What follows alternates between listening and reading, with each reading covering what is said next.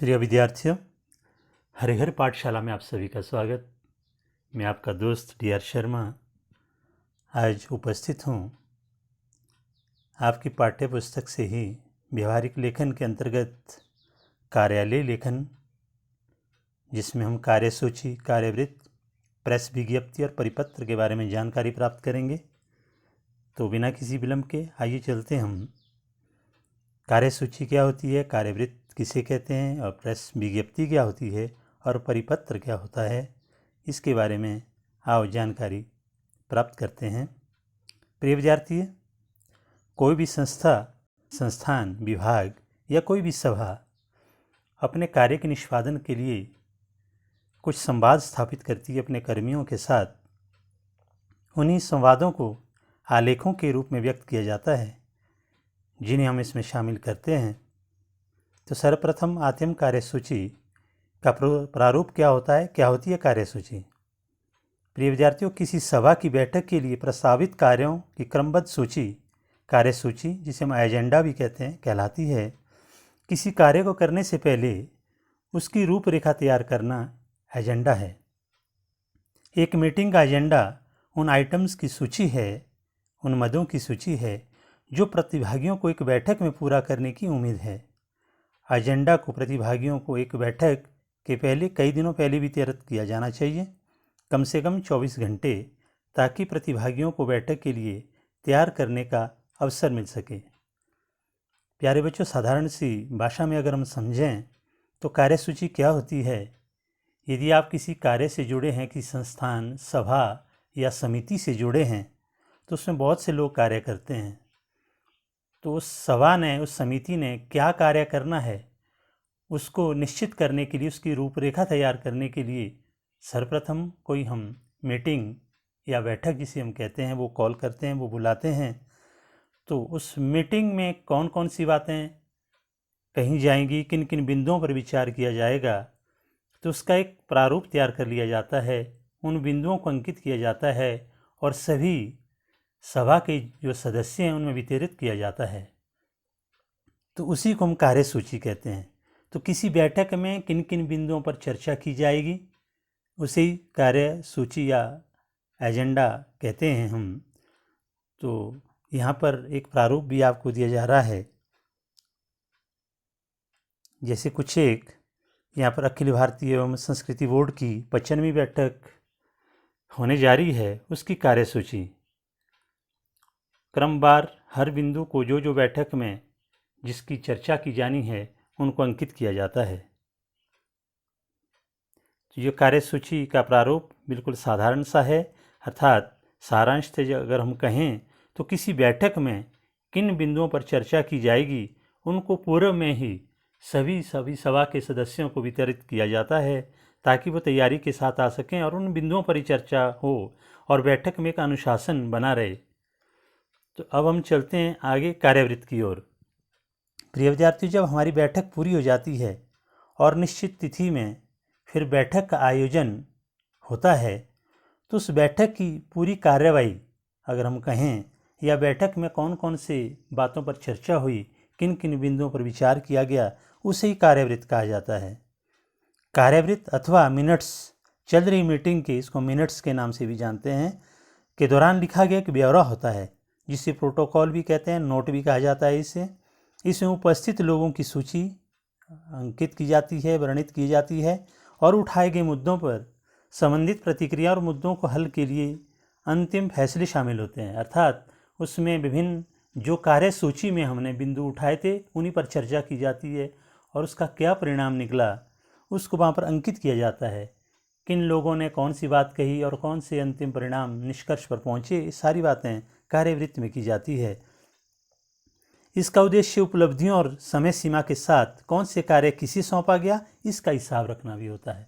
तो किन व्यक्तियों के लिए कौन सा उत्तरदायित्व दिया गया, तो उसका अंकन भी वहाँ पर किया जाता है, उसका वर्णन भी वहाँ पर किया जाता है कार्यवृत्त के। तो कहने का तात्पर्य, कार्यसूची बैठक से पूर्व बनाई जाती है और कार्यवृत्त बैठक के बाद बनाया जाता है। एक साधारण सी भाषा में हम इसको इस तरह से समझ सकते हैं। तो एक मिनट्स जिसको हम कार्यवृत्त कहते हैं, उसका प्रारूप क्या होगा, किस तरह से ये लिखा जाता है।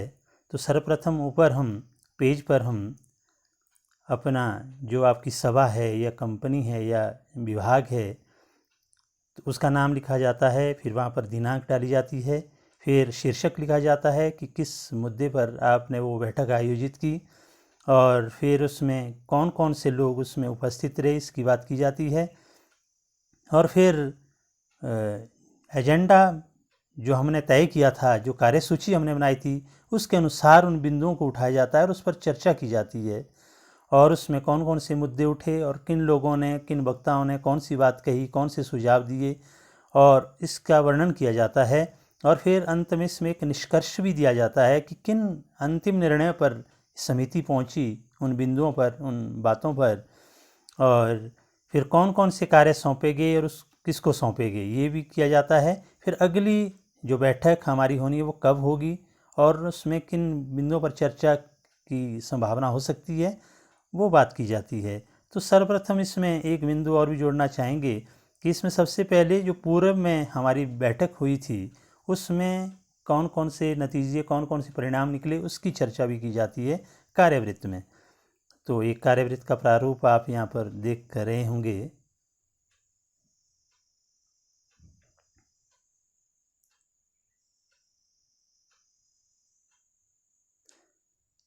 अब हम अगले आलेख की ओर चलते हैं प्रिय विद्यार्थियों, जिसे हम प्रेस विज्ञप्ति कहते हैं। अगर हम कार्यसूची, कार्यवृत्त या प्रेस विज्ञप्ति को साथ में जोड़ करके चलें तो प्रेस विज्ञप्ति क्या होती है, जिसे हम प्रेस रिलीज भी कहते हैं। तो हमने कौन कौन से कार्य किए, कौन किन किन बिंदुओं को बैठक में उठाया, अगर यही बात आपको अखबार के माध्यम से या प्रिंट मीडिया के माध्यम से आपको लोगों तक पहुंचानी है तो इसके लिए जो एक नोट तैयार किया जाता है इसी प्रेस रिलीज कहा जाता है। एक छोटा सा आलेख होता है। तो इसका अगर हम यहाँ थोड़ा परिभाषा के तौर पर देखें तो सरकारी आलेख एक महत्वपूर्ण प्रकार है प्रेस रिलीज। जब सरकार के किसी विभाग के द्वारा अपने निर्णयों को विस्तार से जनता के बीच प्रसारित करना होता है तो इसके लिए वह विभाग सूचना के आलेख को तैयार कर पत्र प्रकाशन संस्थान के संपादक पत्र में प्रकाशित करने के लिए प्रेषित कर देता है। प्रकाशन संस्थान के द्वारा इस आलेख का हूबहू बिना किसी संशोधन के प्रकाशित किया जाता है। इस आलेख को प्रेस विज्ञप्ति कहते हैं। अर्थात जो बिंदु, जो बातें या जो निष्कर्ष आपके द्वारा निकाला गया, या यूँ कह लें या किसी संस्था के द्वारा, किसी विभाग के द्वारा जिन आदेशों को, जिन बातों को आप जनता तक पहुंचाना चाहते हैं, आम आदमी तक पहुंचाना चाहते हैं, उस संदेश को एक सूक्ष्म रूप में एक छोटा सा नोट बनाकर प्रेस में भेजा जाता है, प्रिंट मीडिया में भेजा जाता है, उसे प्रेस नोट कहा जाता है। इसमें जिस प्रकार से आपने प्रेस नोट लिखा होगा बिल्कुल हूबहू उसको उसी तरह से प्रकाशकों द्वारा, समाचार पत्र के प्रकाशकों द्वारा बिल्कुल वहाँ पर अंकित या मुद्रित किया जाता है। तो प्रेस रिलीज का एक छोटा सा उदाहरण आपके पास यहाँ पर दिया जा रहा है। इसमें भी संक्षेप में लिखा होता है, इसमें ज़्यादा कोई जानकारी या ज़्यादा कोई बातें वर्णित नहीं की जाती है। बिल्कुल उस बिंदु पर बिल्कुल फोकस किया जाता है, उसी पर ध्यान केंद्रित किया जाता है जो बात आपने लोगों तक पहुंचानी है। अब हम आगे चलते हैं परिपत्र की ओर। परिपत्र एक प्रकार की सूचना है जो विभाग अपने अधीनस्थ विभागों को देता है। परिपत्र विभाग के निर्देश व अनुदेश से संबंध होता है। परिपत्र के साथ एक सादा पृष्ठ नत्थी होता है जिस पर सभी संबंध कर्मचारियों से सूचना से अवगत होने के हस्ताक्षर करा लिए जाते हैं। फिर इसे छपवा कर रिकॉर्ड में रख लिया जाता है। परिपत्र विभाग की आंतरिक व व्यापक जानकारी के लिए वितरित किया जाता है। यह पत्र लगभग ज्ञापन जैसा ही होता है। कार्यालय में परिपत्र के मुद्रित फॉर्म भी होते हैं, परिपत्र में संख्या भी रहती है, लेकिन विभागीय होने के नाते या इसमें कोई संदर्भ नहीं रहता है, कोई संबोधन और अधोलेख नहीं होते हैं। तो प्रिय विद्यार्थियों, परिपत्र क्या होता है? परिपत्र भी एक संक्षेप आलेख होता है जो मुख्य अधिकारी, जो किसी विभाग का, संस्था का बड़ा अधिकारी अपने कनिष्ठतम अधिकारियों के बीच में जो अपने आदेश देता है, अपना संवाद स्थापित करता है, वो परिपत्र के माध्यम से स्थापित करता है। तो जिन आदेशों की पालना करनी है तो उनको एक विज्ञप्ति के रूप में कह लें या एक ज्ञापन के रूप में सभी के बीच में प्रसारित किया जाता है, उसी परिपत्र या सर्कुलर अंग्रेजी में जिसे हम कहते हैं वो दिया जाता है। तो एक संक्षेप नोट ये भी होता है इसमें कोई संदर्भ नहीं होता है, कोई संबोधन लिखा नहीं होता है, क्योंकि ये सभी के लिए होता है, इसलिए इसमें इसकी कोई आवश्यकता नहीं रहती है। हाँ, इसमें संख्या ज़रूर रहती है और इसे रिकॉर्ड में भी रख लिया जाता है कि कौन से आदेश किस तिथि को पारित किए गए थे और इसका अनुपालन के लिए कहा गया था सभी कर्मचारियों को। अब परिपत्र की इसकी क्या विशेषता होती है? ये सरकारी प्रयोजन से विनियमित होते हैं, अर्थात इसमें गैर सरकारी का आलेख नहीं है, किसी भी संस्था का ये आलेख नहीं है, ये सरकारी प्रयोजन के लिए केवल किया जाता है। सदैव वरिष्ठ से कनिष्ठ को लिखा जाता है, तो वरिष्ठ अधिकारी जो किसी विभाग का होता है वो इसे पारित करता है, वो ही इसको भेजता है। पत्र में राजभाषा का प्रयोग होता है, उसमें जो राजभाषा होती है सरकारी भाषा उसका प्रयोग किया जाता है, और हमेशा ये मुख्यालय से प्रेषित होते हैं। ये जाहिर सी बात है कि मुख्यालय में एक उच्च अधिकारी बैठता है किसी विभाग का, तो वो इसे जारी करता है। अधिकांशतः मुद्रित होता है, अर्थात इसको टाइप करके लिखा जाता है, इसमें कहीं वर्तनी दोष ना हो जाए, किसी तरह से इसका कोई गलत अर्थ ना निकाल दिया जाए, इसलिए इसको बड़ा सोच समझकर ध्यान से लिखा जाता है परिपत्र। तो प्रिय विद्यार्थी, हमने 4 चीज़ों को पढ़ा। सर्वप्रथम कार्यवृत्त, एक कार्यसूची, उसके बाद हम कार्यवृत्त पर आए, उसके बाद हमने प्रेस विज्ञप्ति पढ़ा, उसके बाद परिपत्र। तो कार्यसूची आप जान गए होंगे। तो किसी बैठक में कौन कौन से बिंदुओं पर विचार किया जाना है, बात की जानी है, उसे हम कार्यसूची कहते हैं।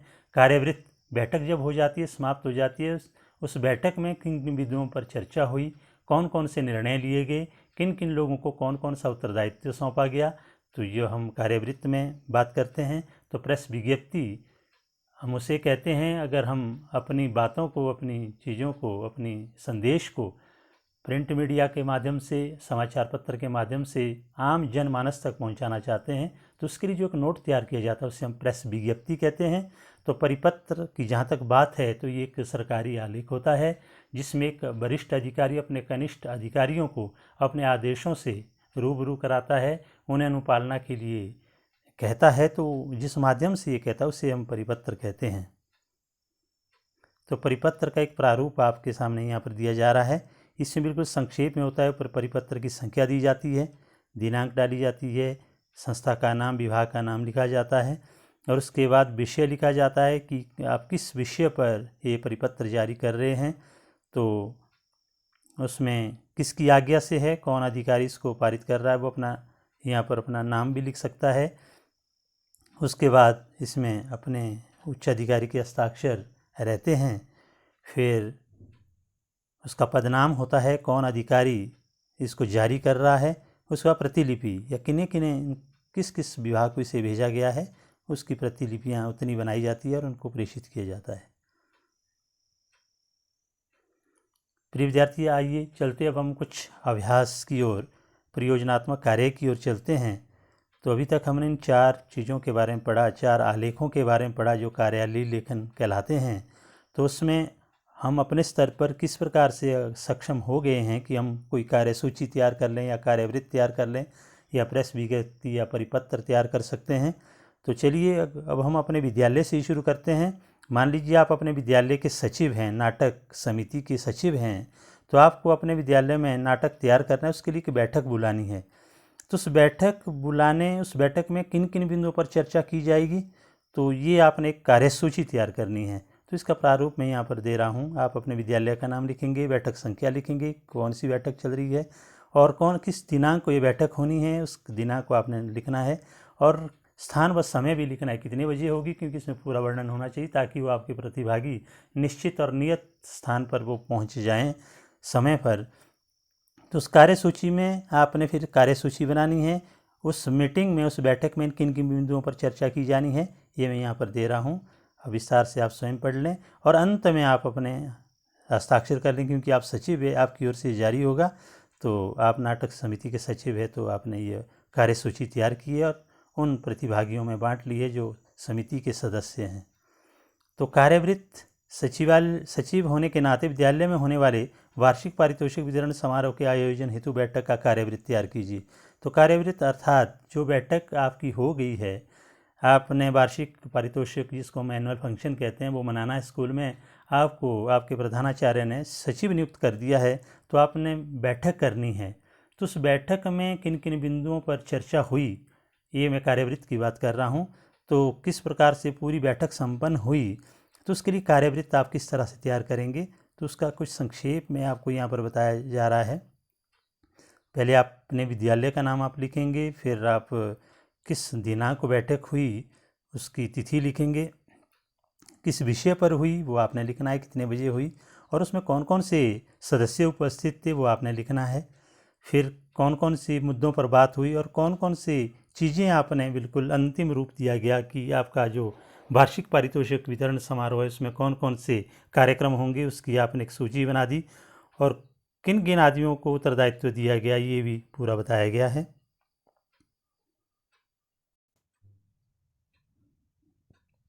प्रिय विद्यार्थियों, तो इस तरह से आप एक पूरा कार्यवृत्त तैयार कर सकते हैं उस बैठक का। तो फिर हम अन्य किसी पाठ्य विषय के साथ आपके समक्ष फिर से उपस्थित होंगे। तब तक के लिए बहुत बहुत धन्यवाद।